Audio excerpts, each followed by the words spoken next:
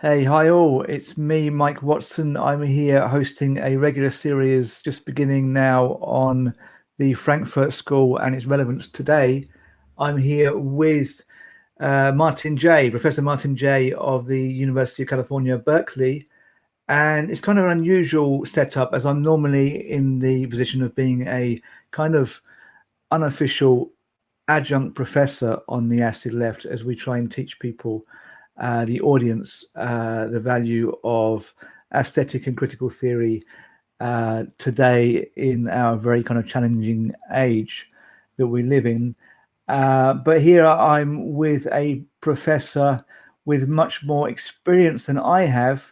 Martin J is an expert on the history of philosophical thought, particularly in relevance to the Frankfurt School. He's also covered a number of French critical theorists, including Sartre, Merleau-Ponty, Foucault, Lacan, Althusser, and Guy Debord, as well as Jacques Derrida, in his book Downcast Eyes, The Denigration of Vision in 20th Century French Thought, and has a recent book out which we'll be speaking about today, called Splinters in Your Eye, which is a collection which covers everything from Benjamin and stamp collecting to the reception of Marcuse's one-dimensional man by the student movement, and perhaps the way they misinterpreted it, as well as the Frankfurt School and the way it's been appropriated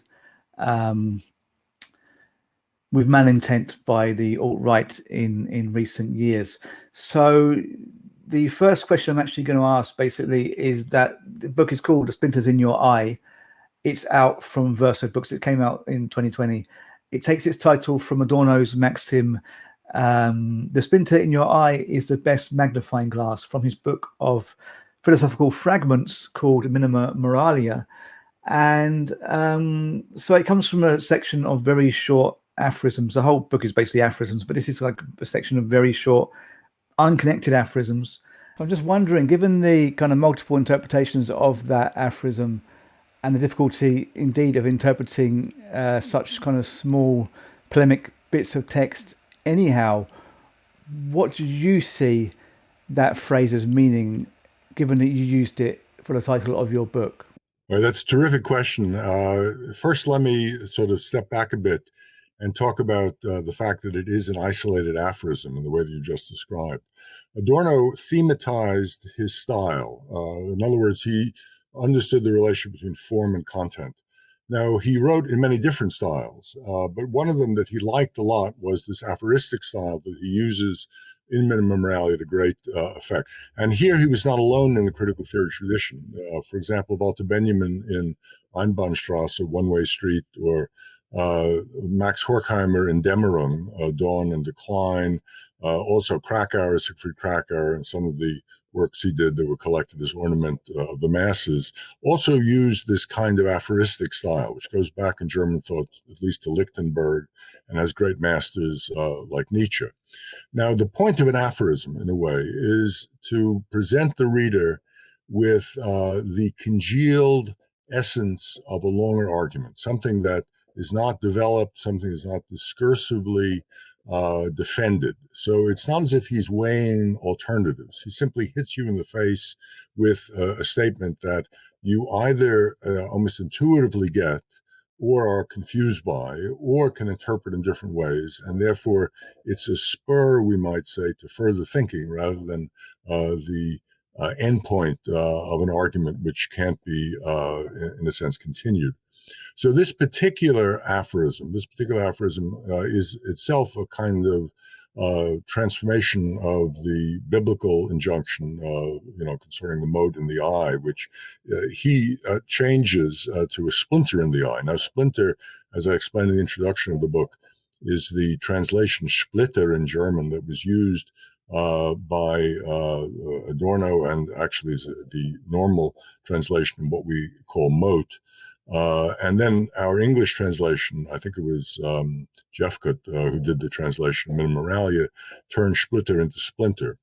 I like the metaphor because it captures something in Adorno which has to do with pain, has to do with suffering, has to do with the necessity of confronting one's own even corporeal unease before one can have a kind of critical take on the world. That it's not something one does from the perspective of a kind of ideal, ivory tower, disinterested external relationship to the suffering of other people. It's your own suffering, your own feeling of being basically assaulted. And it's interesting, the assault happens in the eye. It's not by chance that the eye, which is normally seen, and I wrote this big book on denigration of vision in French thought, Downcast Eyes. The eye is normally seen as the primary source of the information we get from the world through either observation or speculation. And the fact that our eyes are in a way damaged and that we have to resort to the other senses perhaps to make sense of the world is, I think, part of this. Then the other part of the aphorism, which is sometimes less appreciated, is that a splinter in your eye, the pain that you feel, becomes a magnifying glass, which is a kind of crazy mixed metaphor. Obviously, a real splinter in your eye doesn't help you magnify anything. It just simply causes a kind of temporary blindness. But the magnifier creates the possibility of looking at details, looking at the minutiae of the world, looking at the debris of the society that's in ruins, looking, in a way, as Benjamin argued, at the lace on a dress, which gives you some sort of insight into even metaphysical questions. But there is also a cost, and the cost is that when you magnify something, you look at the detail but can't see the whole.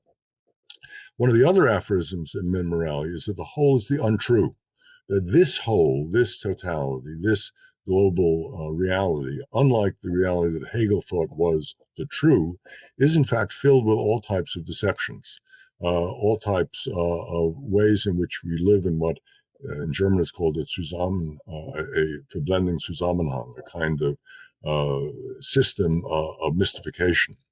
And therefore, it's only by looking at little details, looking at micro details, that one can perhaps magnify them and get some purchase on, some insight into what is behind the illusory totality, which connects with this idea of capitalist realism that you picked up from Mark Fisher, that we live in a world in which we are faced with a kind of totalistic opacity, which we can't see beyond or behind or under it. And so the idea of the magnifying glass of the detail is that maybe, just maybe, we can see cracks in that facade by looking at the details. And so the splinters in your eye, the pain, looking at the detail, magnifying it, dwelling on it, avoiding some sort of overly generic holistic analysis may be the only option we have in the situation where there is so much delusion, so much opacity, so much resistance, we might say, to a critical analysis of the totality that still, in fact, oppresses, or at least is still part of our naturalized system of structures that we can't fully either understand or so easily change. Okay, that makes things very much clearer. Thank you. I'm just thinking. I mean, I always kind of see Adorno's Splinter in the eye as something which creates kind of cracks or fissures in the fake system and allows us to see more clearly the truth underlying the false reality of capitalism. But I get the impression that Adorno, always sees these glimpses of truth as never being really enough for us to affect any concrete change. But that is Adorno's kind of characteristic negativity. But just kind of moving on, I just think that there's something about Adorno's writing which lends itself to memes, and I'm just wondering to what degree he, even though he wouldn't have thought of the term meme, because the term meme came about in the 70s, it came from Richard Dawkins. There would have been Latin equivalents, but I don't think he was thinking of the term meme in any sense.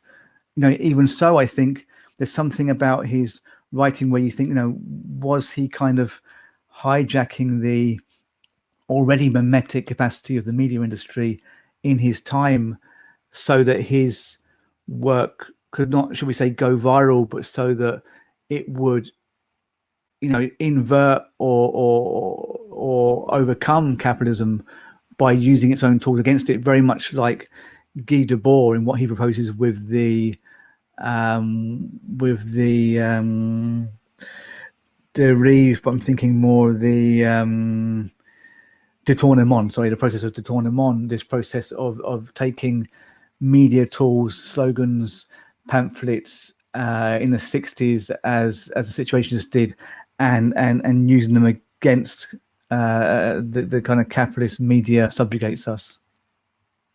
Well, it's a great question. I mean, the relationship between their practice and the reality that they're trying to understand and also criticize. I mean, how, in a way, mimetic is it? Is there a kind of détournement of the popular culture that they're trying to criticize, a la De Boer?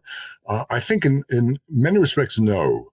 Adorno is, I hate the word elitist because it immediately is a negative word, and we think of somehow being arrogant and being inherently conservative and so forth, or vanguardist in a left-wing way. I mean, Adorno understood the necessity of difficulty, understood the necessity of making the reader or the listener work. That you couldn't get a quick and easy answer if you read his work. It was difficult because the ideas had to be expressed in a prose style that was commensurate with their difficulty, that you couldn't reduce them to formulae. And when in the case of such, aphorisms as the whole is the untrue, or in psychoanalysis, nothing is true but the exaggerations, or, others that have become Adorno memes, when he used those, it was not, I think, with the desire for them to go viral. Even though, in fact, that's happened. I mean, you can buy, coffee mugs with Adorno sayings on them, with T-shirts with Adorno sayings. So there is a kind of memification of Adorno, which has not been the case really with, most of the other Frankfurt School people. I mean, they didn't lend themselves to that as much as he did. Benjamin to some extent, but not the others. Now, what's interesting is the relation between Adorno's use of these kinds of condensed phrases and what I think, strictly speaking, is a meme in the internet world. Adorno's phrases were idiosyncratic. They were meant to be counterintuitive. They were meant to make you think. They were meant to be basically provocations. A meme is essentially a sterile repetition, an imitation, a kind of formulaic duplication of something, which deadens your response. It creates a kind of automatic response. It's precisely what he attacked in the standardization of the culture industry, where you had various kinds of packaged, prefabricated phrases, and this was true of music as well as the written word, which then became substitutes for critical thinking. So even though it's possible to turn his own stuff into a meme, the basic thrust of critical theory was against precisely that, outcome.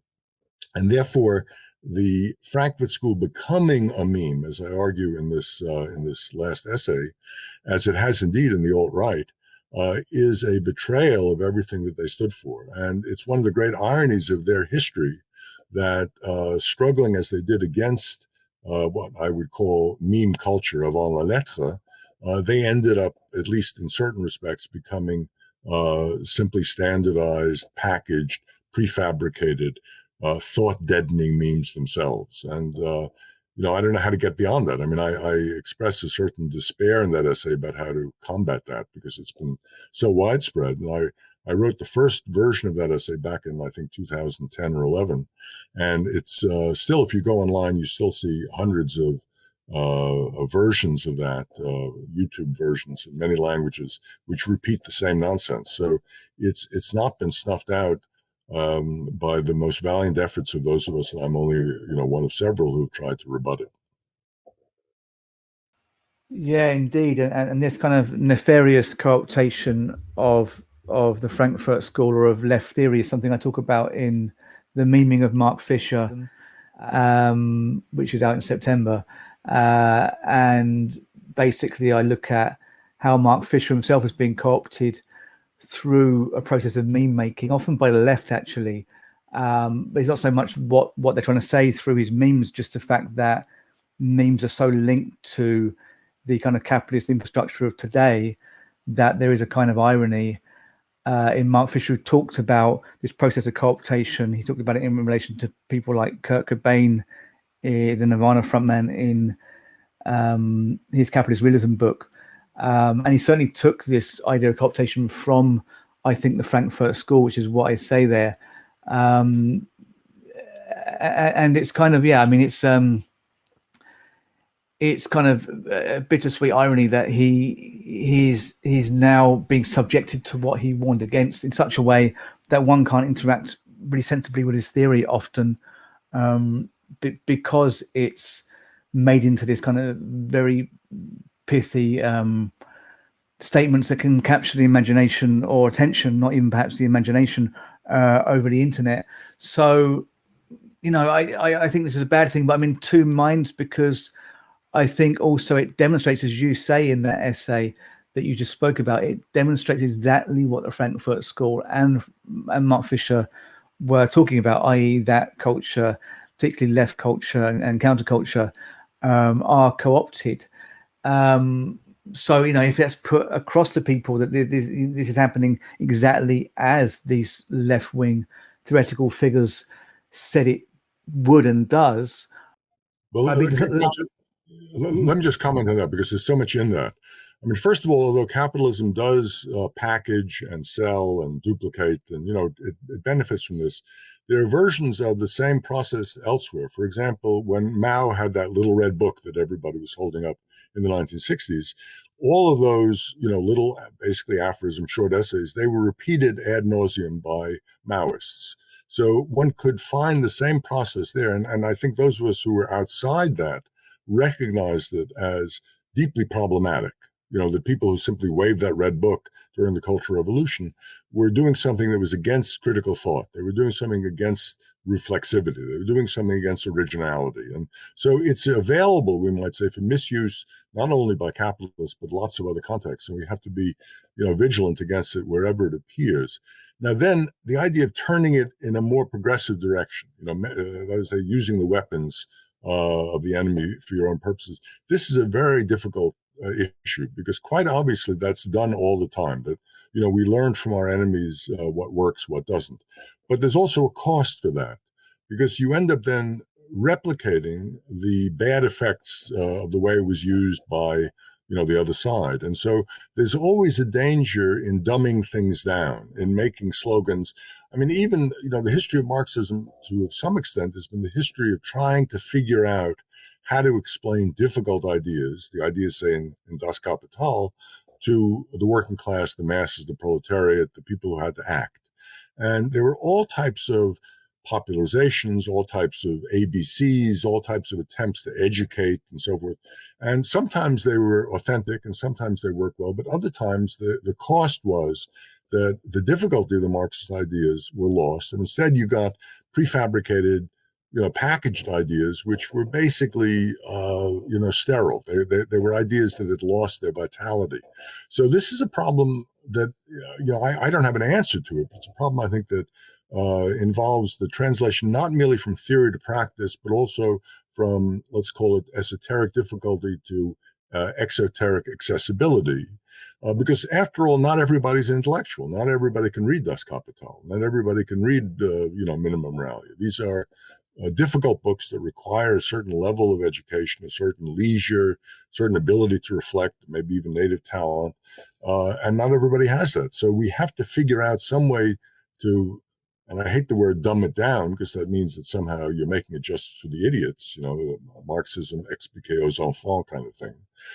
But to make it accessible in a way that doesn't dilute it, that honors both the thought and respects the individuals who are going to receive the thought. And that's a real challenge.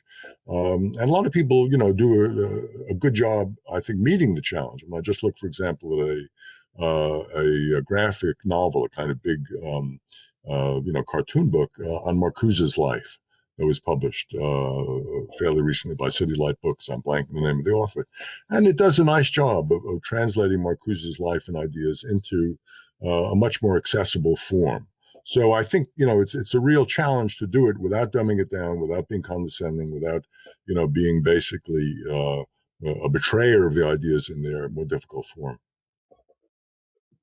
Yeah, I mean, this is something I find very difficult because, I mean, the history of modern art is very much one of making art accessible to the masses. It's not what everyone's been doing, but you know, it's not what all of the kind of stakeholders in modern art and contemporary art have been doing. But there's a lot of talk around an art for everyone. And actually, if you look at what's happening in the museums and art galleries, this is never really manifested. Art doesn't really feel like it's for everyone. It still feels very distant for many people, not just the things that are being made, which can be very hard for many people to really understand because they're abstract or because they're conceptual or something, but also the spaces themselves, the codes of behavior in the art world can feel intimidating to many people. I mean, I don't always feel comfortable in the art world, and I've written for a number of the largest art magazines over a period of a decade and curated at major art festivals and museums. So I can very much relate to, you know, to how people can feel excluded from the art world. But also, you know, you have to consider that the internet, you know, it does do that thing that the art world can't do, that it is a space for anybody to express themselves and to get an audience.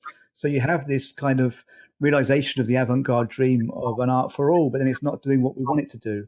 And also you can talk about a philosophy for all or a science for all, you know, just whatever. The internet is this grand repository of information, which was a dream in the 1990s when I first started using it as a student.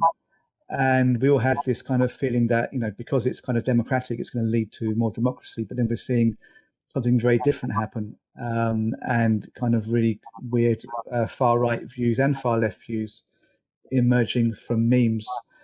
And I mean, not just weird, but, you know, obviously deeply troubling.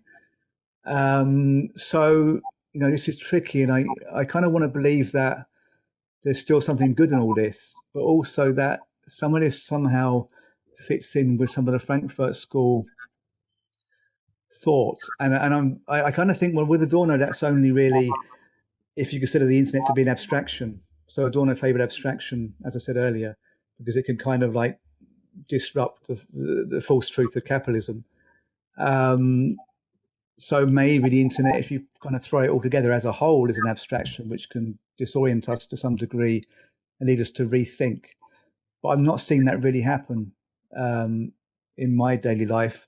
I think maybe Benjamin's more appropriate in his use of constellations and the phantasmagoria. So basically, Benjamin kind of saw the possibility that you can kind of take different capitalist objects and draw constellations, and from them piece together the history of capitalism and then maybe rethink it. Or I think that's what he's saying. I don't know. I mean, is there anything you can see in the Frankfurt School that maybe chimes with what's happening online today that could be positive?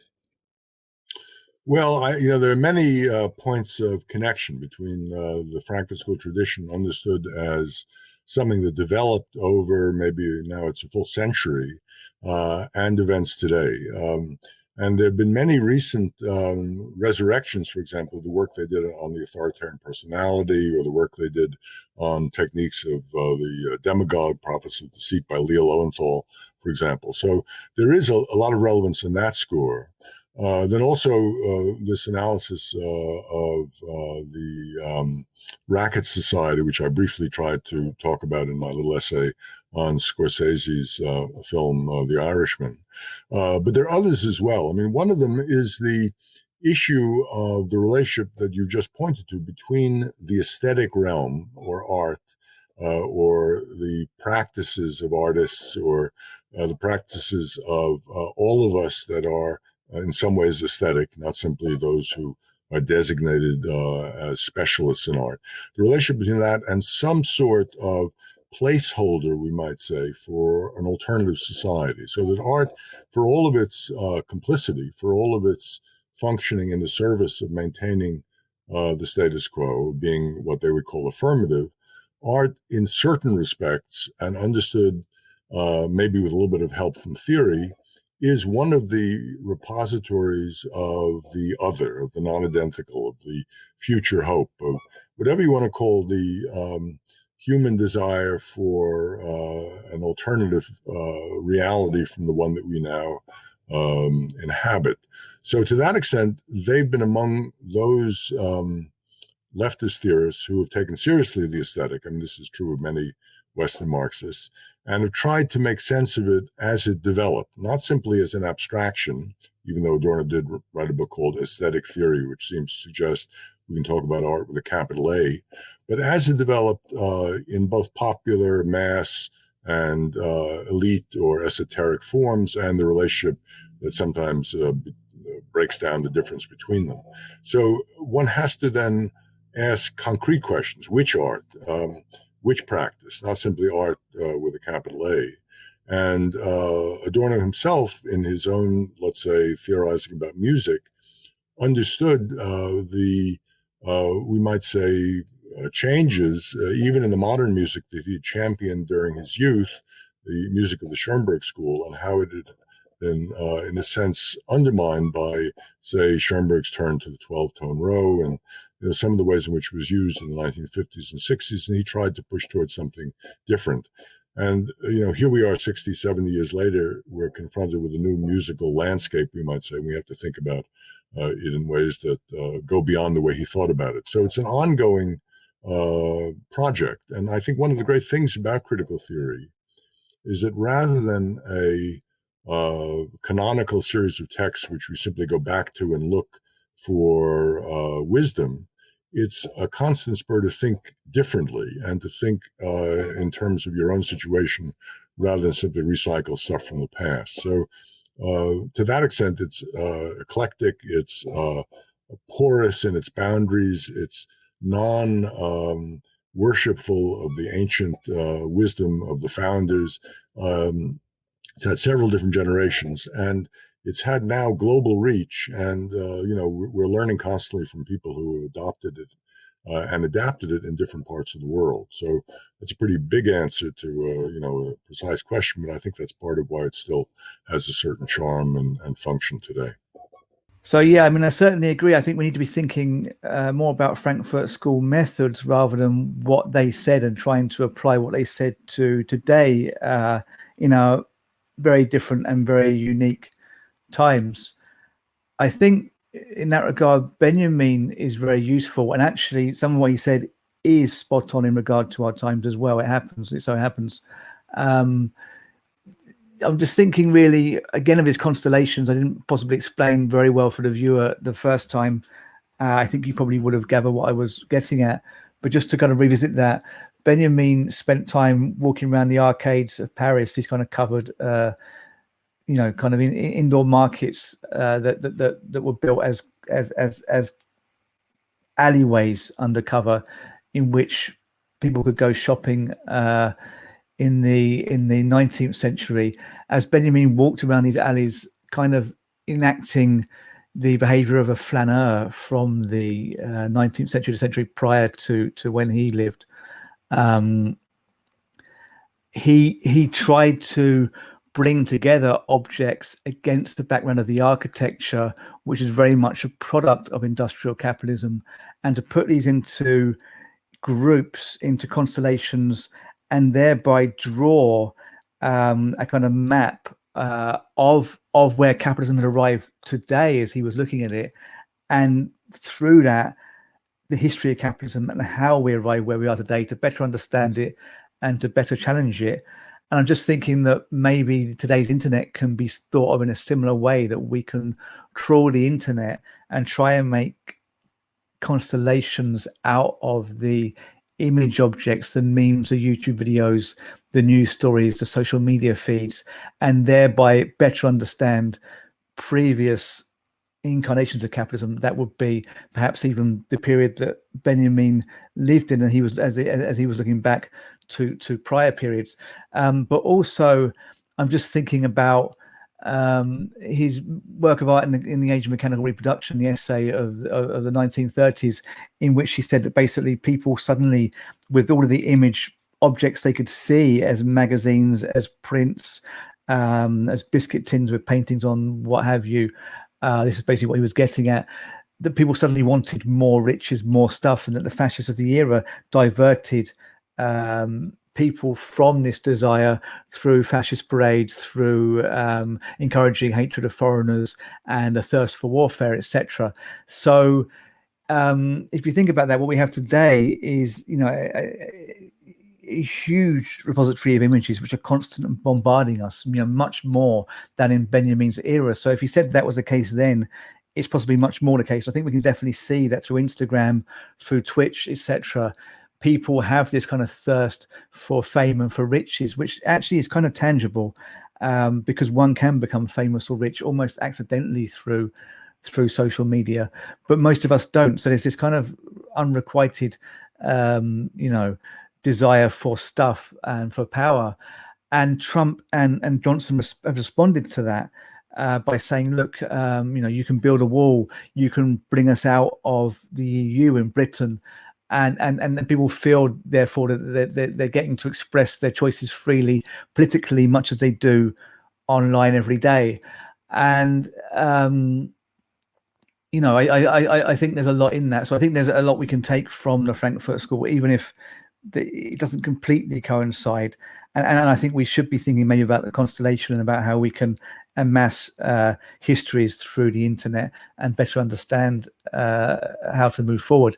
But I also just want to reflect on your essay, which I think you've maybe referenced here, Trump, Scorsese, and the Frankfurt School's theory of racket society from 2020, in which you basically say that today's politics proceeds much as a racket, as in the 1940s, when Horkheimer first used this term, the racket society, to describe a kind of criminal form of politics, which is highly irrational. And I'm just thinking that is almost exactly the opposite to Adorno's administered society, which means a kind of bureaucracy which comes out of rationalized society and Enlightenment period of values, which kind of goes awry. So the rationality of the Enlightenment, which is supposed to free us from kind of mythic thinking and religious thinking, ends up subjugating us under too many rules and directives.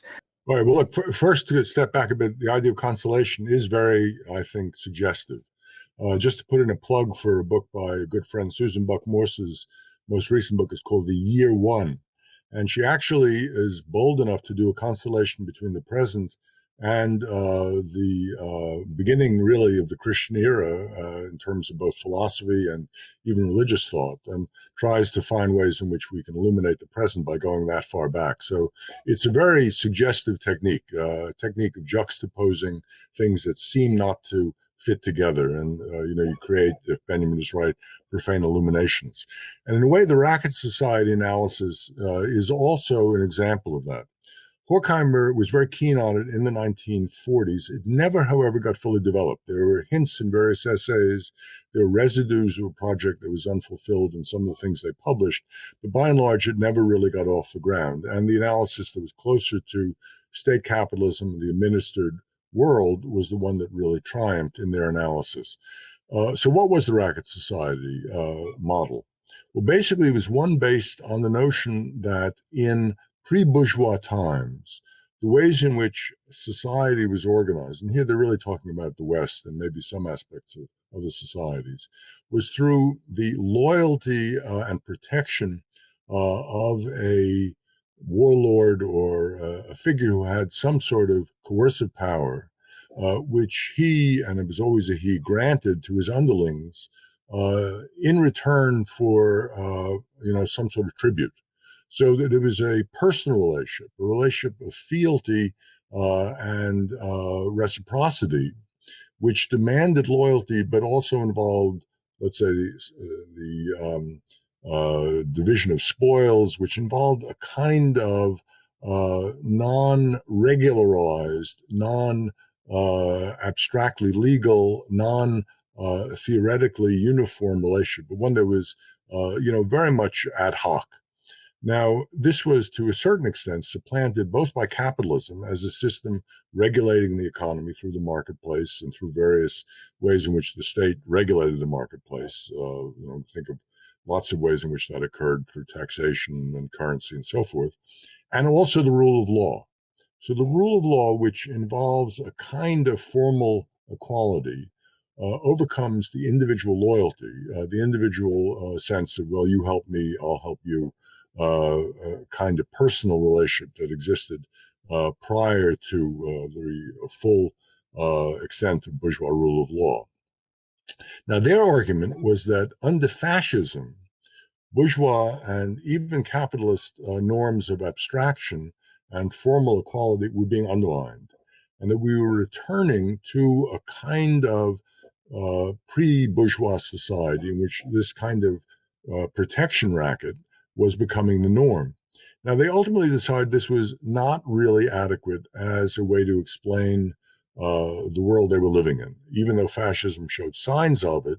When it was defeated, or when it was almost defeated in the mid-40s, they thought, no, we have to go back to an understanding that stressed bureaucracy, stressed the various, let's say, both positive and negative aspects of formal law. Now, what became apparent to me during the Trump administration was that their analysis, and I was not the only one who saw this, their analysis of rackets was making sense of a growing but not yet dominant aspect of our own lives, that loyalty, personal loyalty, and a kind of division of spoils, and a kind of being above the law or outside the law was, in a way that we had not really expected, returning with Trump. And as you say, maybe there are aspects of it in Johnson, maybe other, we can, maybe Bolsonaro, there are other figures around the world who represent the same phenomenon. And this model, the Racket Society model, gave us some sort of insight into an alternative to the administered world analysis, in which bureaucratic instrumental rationality and control from above was, somehow adequate to what was going on. Now, my general feeling is that it's not either or, that we see aspects of both. And the struggle is not yet ended. I mean, Trump was defeated, but we see in the way in which the Republican Party in the United States has been utterly and completely taken over by people who owe their existence really to loyalty to Trump, and how he rewards his loyal followers and how he destroys people who speak against him. And this is an extraordinary departure from the way in which normal politics, and at least the American experience, has taken place, and a return to a kind of racket society quality. The fact that, half of the people around him are under indictment, in jail, obviously corrupt, people who are out for themselves, people who make fortunes. This guy who was just indicted for being a foreign agent for the Emirates, and was the head of his inauguration committee. I mean, it's now a daily drumbeat, we might say, of corrupt racket-like gangster figures who are prominent in his world. So it captures something that we thought had gone away, but the Frankfurt School sort of understood, had returned with fascism, and had the potential to return, as it now has, in a post-neoliberal world. I mean, that's the thing to think about, I think, most. That neoliberalism seemed to be the dominant paradigm for a long time. We're moving beyond it with populism and with this kind of racket model, in which some of the mechanisms of neoliberalism have been exposed, and a right-wing as well as left-wing alternative has emerged. And the right-wing alternative emerged, for example, in the Brexit debate. So we're in a very turbulent moment, and I think the Racket analysis gives us some insight. It doesn't explain everything, and we wouldn't assume that it does, but it gives us some purchase on what's going on. Yeah, this certainly chimes with my concerns. Being British, although I've lived outside Britain now for over 12 years, in Italy first for 10 years, and now in Finland, but I still look very much to Britain and what's happening. And I think that Boris Johnson very much fits this kind of leader of a racket society, as you describe it, coming down from Horkheimer and the Frankfurt School. I have a couple of other thoughts, though. One is that, I mean, is Johnson so different from his predecessor? Certainly his predecessors immediately in the Tory party, but, also going back decades on either side. Is Biden so different from his predecessors? I'm not so sure. I think definitely Trump and Johnson have marked a kind of break with normality, but perhaps it's a break that happens when people are under a kind of extreme pressure. In that, I mean, if you look to Adorno and Horkheimer's Elements of Anti-Semitism, the closing essay from Dialectical Enlightenment, they talk about this fear leading, fear when people are under perhaps economic pressure, when they don't know what their lives are about, when they feel a loss of narrative, leading to people projecting that fear outwards onto the other, and this can become racism or other kinds of other forms of bigotry, and it basically functions because we have a fundamental fear of nature, and more particularly of our own mortality. So when we're kind of in a position of feeling vulnerable and feeling our mortality, we project this kind of the dirtiness, the objectivity, the being object of death onto other people, thereby making them objects, or coming up with these stereotypes of the the unclean foreigner, for example. So I wonder whether that happens when there are economic depressions and other pressures, and that it's easier then to have somebody like Trump or Johnson enter the fray, and it's not so much a break with normality, but capitalism as normal going through a kind of different format, as archetypes, should we say, racial archetypes are evoked in people's minds. I think there's no question that the Racket Society analysis is based on the idea of precarity and fear. In other words, if you are vulnerable, if you don't have answers to your dilemmas, you often seek a strong man or a protector who will somehow say, "It's okay. In return for your loyalty to me, I will, give you something. I'll give you the physical protection, the way a warlord would. I'll give you some sort of material reward," so that fear and anxiety and the sense of being vulnerable and being, living a life of precarity or a life of vulnerability is, I think, part of that dynamic. And it's obviously the case that insecurity can be psychological as well as material. And insecurity can take many different forms. I think, we have to be, this is a great, almost existential question. Humans by definition are insecure.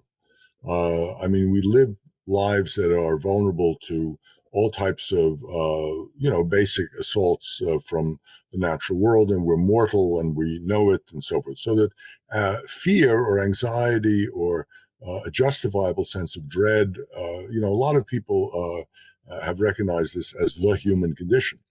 Now, the question is really whether or not it's exacerbated, whether or not it's alleviated, whether or not it's realistic, whether or not it's, somehow something that people can channel and turn to different nefarious results, or, give some sort of honest response to.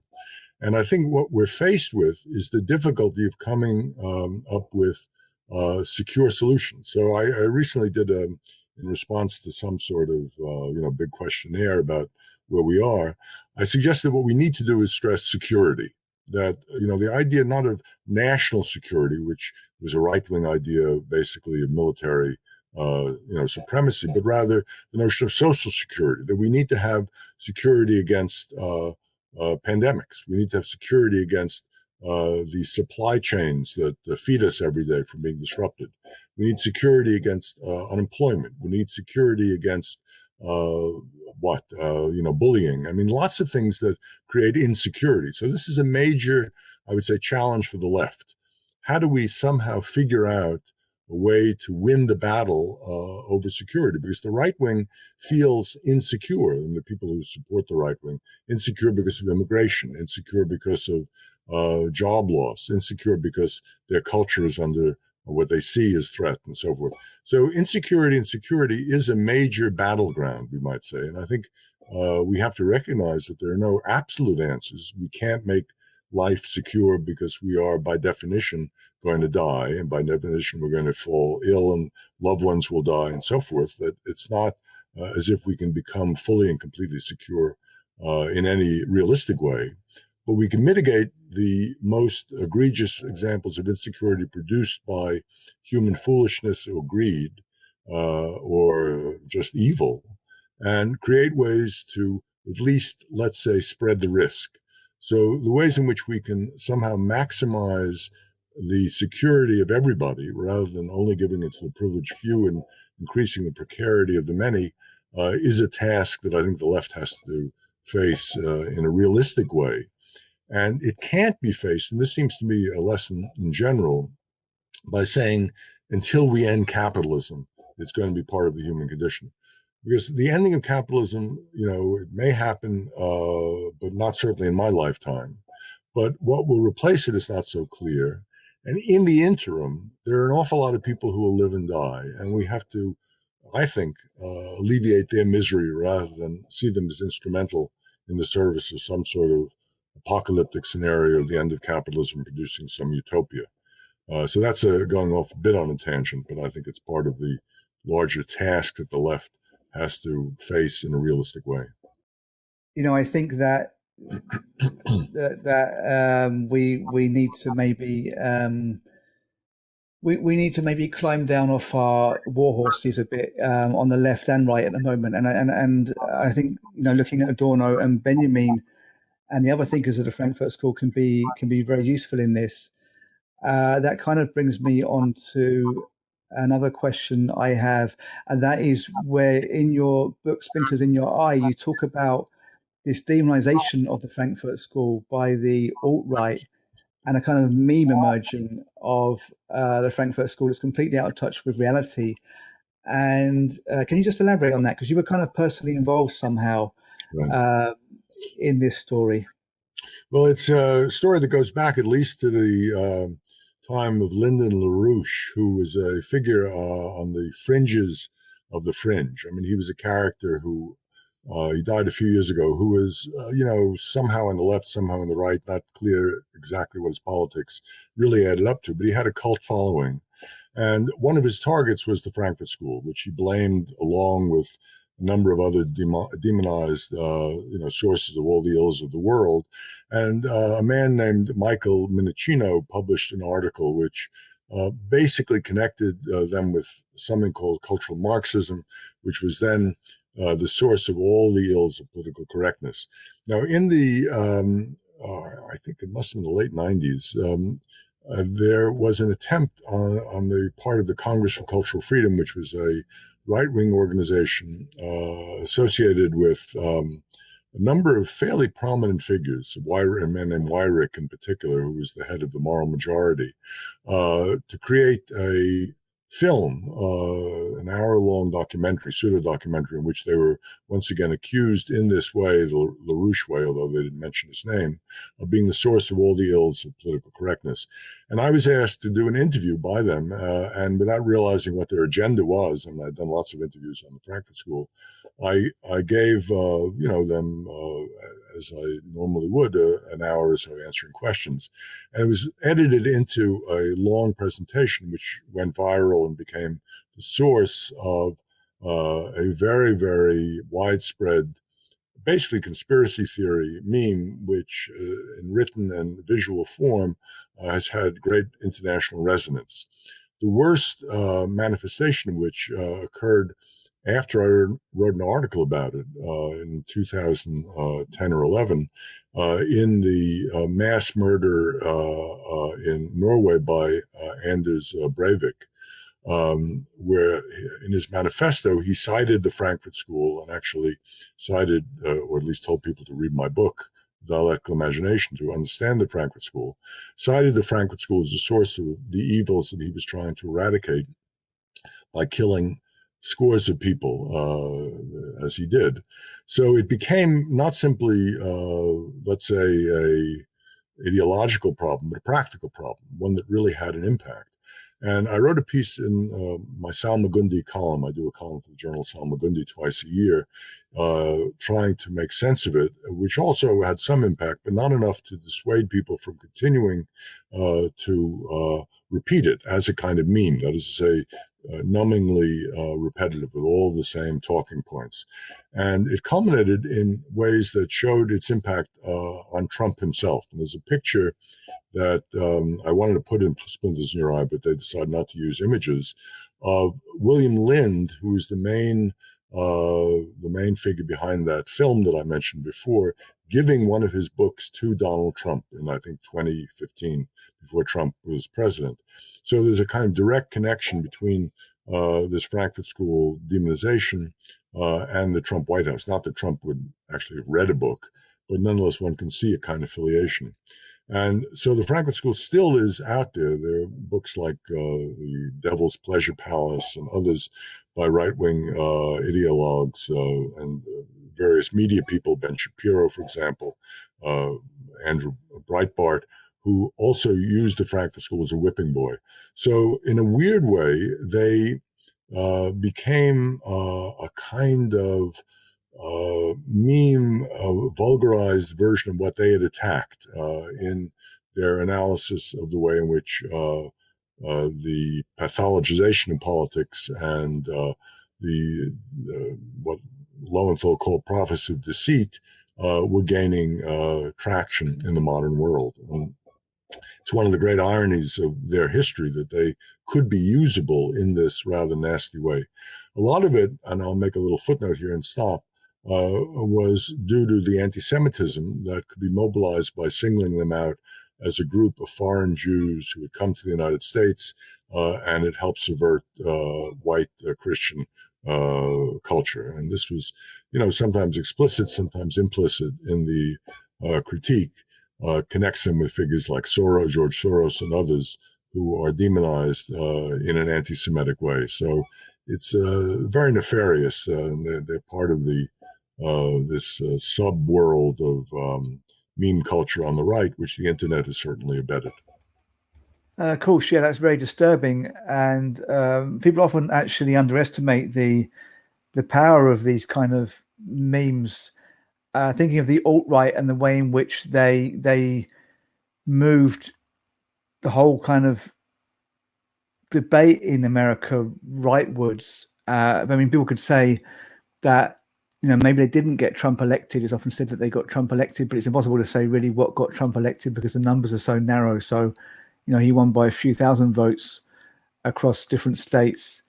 And I mean, that could really be put down to anything. So, maybe they didn't get Trump elected. Maybe Trump isn't on board with the alt-right at all. I mean, I think it seems he played a little bit to their rhetoric through some kind of unusual statements he made in speeches, which acted as a kind of dog whistles to them. But I mean, I think it's pretty clear he used the alt-right more as a smokescreen, so people panicked about how far things were going right and then weren't watching what he was really up to. But overall, the symbolic order was shifted rightwards, and the symbolic order is never really just a symbolic order because it affects the kind of things we're talking about. And I think it's true as well with the Frankfurt School and the way they've been treated mimetically by the right wing, and it makes it quite difficult at points to discuss the Frankfurt School in right circles because what can be said about them, even jokingly, has kind of changed, and is that bit more acceptable to just say ridiculous and racist things about them. But also it's just great to hear you talk about this as a historian. Recounting how this hasn't just come about with figures like Spencer and Breitbart and Ben Shapiro, but actually has come about over a period of time. So that's really important.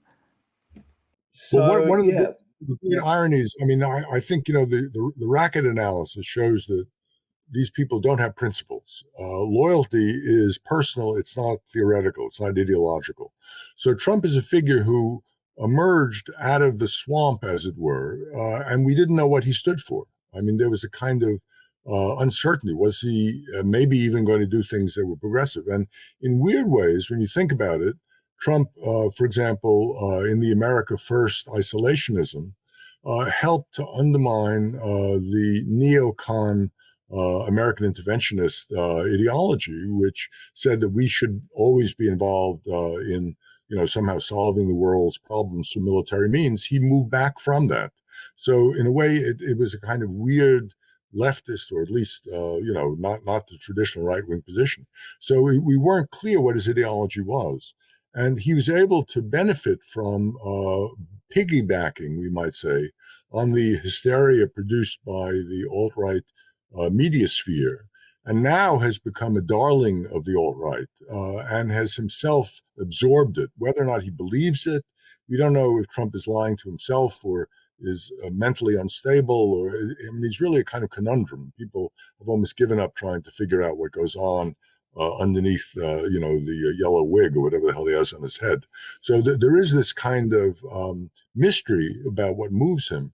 But what seems most obvious is his desire for power, for fame, for obedience, for admiration, much more than ideological principles. And he would, I think, very easily move in another direction if he thought that it would make him powerful. So to that extent, he's less dangerous than someone who really had an ideological position. I think Johnson is like that as well. I mean, Johnson seems less of an ideologue than someone who plays with positions and is somewhat cynical about his ideas.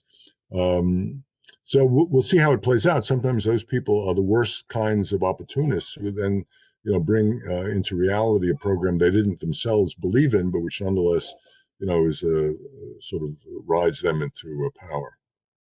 So we get to asking, I think, at this point, what is to be done next? And of course, we probably won't have any answers. But, I think there is a lot of people looking for strategies coming from past theorists, and Frankfurt School are among the theorists that people appealed to.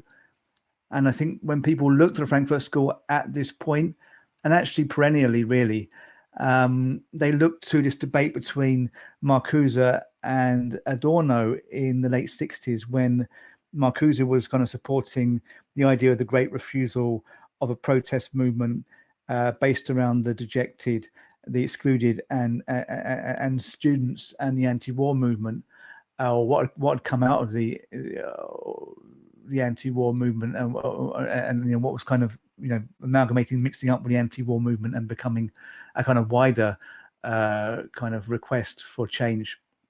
So I think really you have, on the one hand, Marcuse, who says that we need a kind of abstract, far out art that can break through the confines of capitalism, and we need to kind of mix that up with a protest movement. And Adorno says we need an abstract art, but it needs to be very much separate.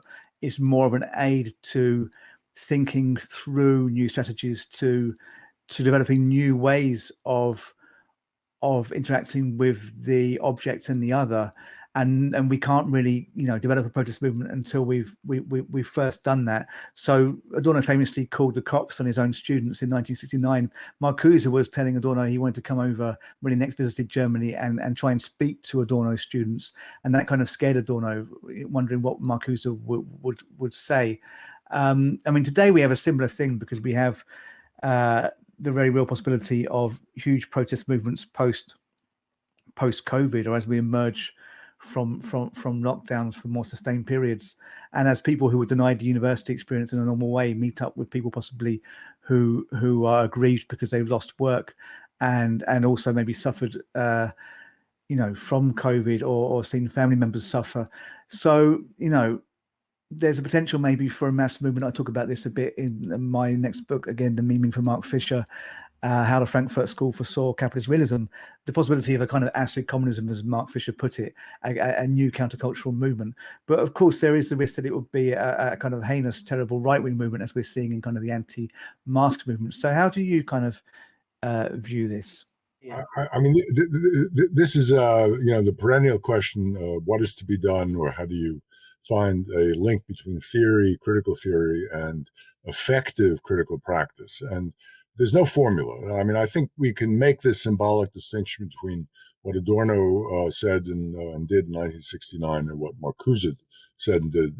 We can make it into a symbolic alternative and even opposition. I mean, I think, if you looked at the specifics of that one moment, we might come to, complicated rather than either or, conclusions. But having said that, I think the only answer to that kind of question is situational. So, for example, let me give you two instances. What's happening in Cuba now? So there are mass demonstrations in Cuba on the part of people who are opposed to the regime left by the Castros. Now, they've been seized in the United States by people like Marco Rubio and others who are right-wing. As an example of the way in which the United States needs to create sanctions to bring down the Cuban regime, to basically, somehow finally liberate Cuba. Now, how should we feel about this? I mean, are these protesters complicitous with the restoration of what, the Batista regime, or are they making, real noise against the repressions of Cuban communism? The same thing in Hong Kong. What are we to make of the Hong Kong protesters who have now been utterly crushed by the communist Chinese? So mass protest goes in lots of different directions depending on the circumstances. In the United States, the most recent movement that we have to, look as an example is, of course, Black Lives Matter. And the great, I think, success of Black Lives Matter during last summer was its extension beyond simply people of color to include virtually everybody in the United States who's outraged by police brutality. Now, there's been a backlash against it. It's been quiet lately, but nonetheless, it had, I think, a great success. We looked 10 years earlier at Occupy as an example. So each of these have their own dynamics. And I'm sure you can give other examples around the world, protest movements, what's happening in Tunisia today, for example. I mean, who is protesting? What is their, their main objective? Who are they protesting against? And also, what is the potential for a backlash, a counter-revolution, a new authoritarianism? For example, what happened during the Arab Spring.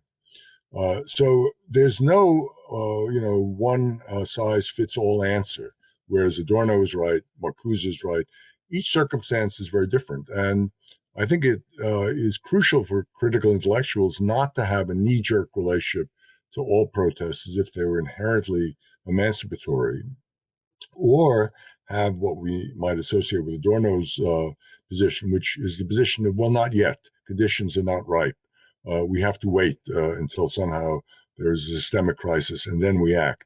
Because that's a position which leads to a kind of what used to be called attentismus in Germany, a kind of waiting, a kind of quietism, which ultimately serves nobody. So I have no answer to that. And I think, to be honest, we have to be situational, self-critical, and also not think that we have a theory that can be simply applied like a recipe, to creating a tasty meal. It doesn't quite work that way.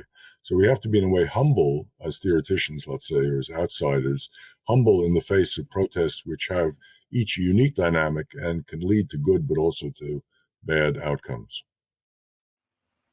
So, yeah, I mean, to a large degree, I agree. I did kind of put out not so much a vision, but an explanation of Mark Fisher's Acid Communism and how that will work perhaps today.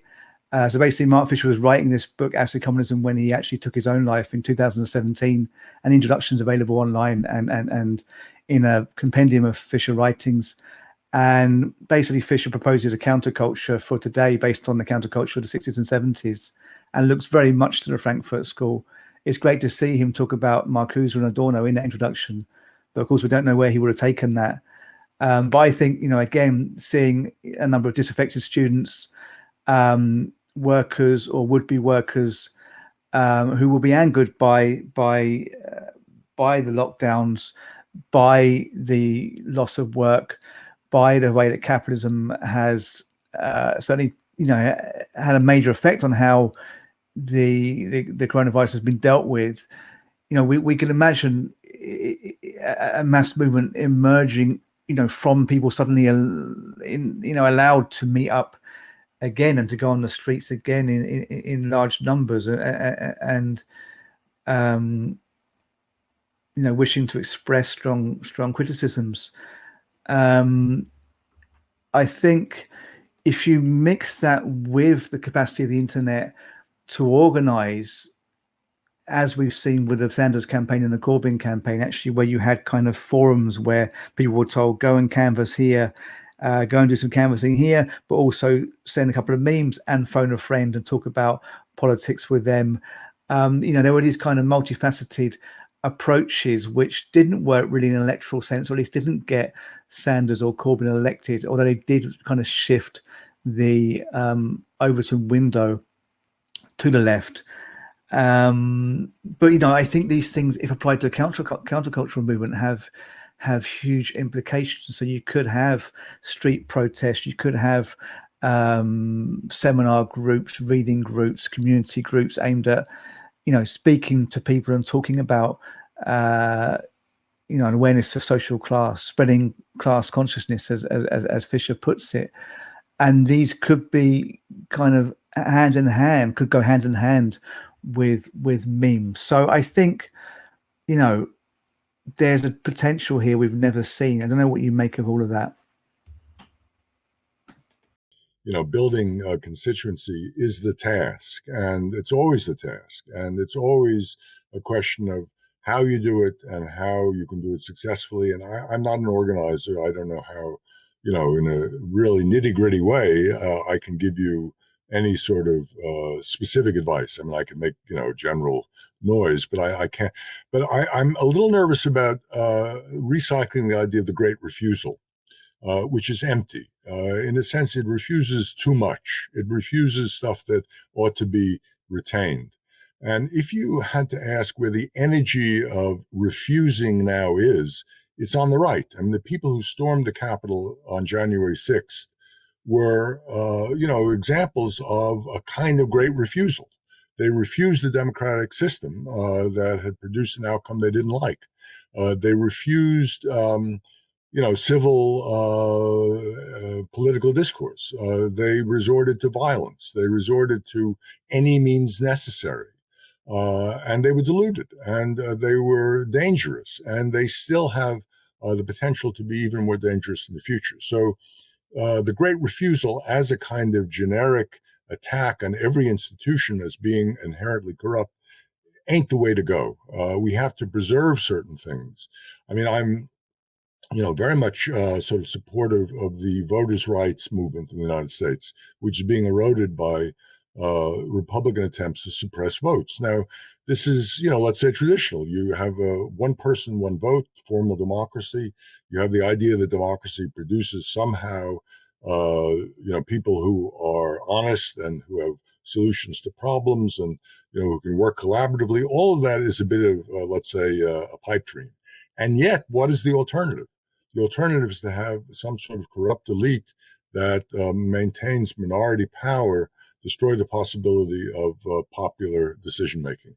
So, I think the great refusal as a tactic, it sounds good, but it's more counterproductive than productive. And I think we learned during the Trump years how fragile things that we took for granted really were. A free judiciary, a system of voting that used to be construed as foolproof, a media which was understood to be, certainly problematic, but was not the enemy of the people, and so forth. So that we have to be aware of both the need to change, but also the need to preserve, and the fact that we have achieved enough that we can't burn it all down. And, this may be, I don't know what, the wisdom of an old man who has seen too many failed attempts at tearing the system down and producing chaos as a result. But that's my kind of I don't know what, I wouldn't say neoliberal, but let's say traditional liberal, non-radical, cautionary Habermasian position that I fall back in my twilight years. Well, I mean, you can at least fall back on that, whereas I can't. As an Adornian, I can't say I'm an old Look, man. Well, I have nothing but respect for people who still can muster the, let's say, enthusiasm, energy, and hope to think that more radical activity will be productive rather than counterproductive. I mean, I think it can be, and I don't want to foreclose anything in advance, but I've lived long enough to see how good intentions can go awry, and the best. I mean, I remember the '60s vividly, and I remember how they sputtered into the '70s, and how things really, that we fervently hoped would happen, did not happen. And one hopes that that kind of, let's call it counter-revolution or whatever, will not be the norm rather than the exception in the future as well. okay, I think that's a good place to end. Although we could speak for so much longer, but we have to think Right. about the viewer, obviously. But aside from that, I just want to ask what you're doing next, because I know you have a book coming out soon. I have a collection Yeah. of essays called Genesis and Validity that will bring together essays on intellectual history, method, and practice. I'm in the middle of a book on what I call magical nominalism. A little too complicated to explain now, but which ties together work I've been doing in the past 15 or so years on photography, on a certain notion of the idea of the event in history, of Adorno's notion of musical nominalism, which I published about. And I'm trying to go against the certain notion of conventional nominalism and try to make sense of what I call its magical alternative, which may have political implications. I'm not sure yet what they would look like, but that's what's preoccupying me at the moment. Okay, they sound great. I look forward to those books, but also please check out Professor Martin Jay's Splinters in Your Eye from Verso. It's a great read that addresses a lot of issues very pertinent to today. Okay, so with that, thank you very much for being here. It's been great. I've learned a lot.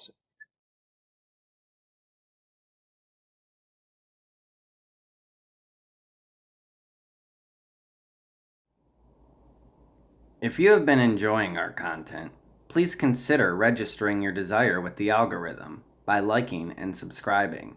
This really does help us grow and reach a wider community. If you would like to support our work of documenting and nurturing the rise of post-capitalist desires, become a patron.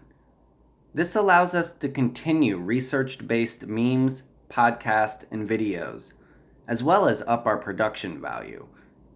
Patrons receive early views of videos, exclusive content, and more, including physical art and the ability to directly influence our research topics.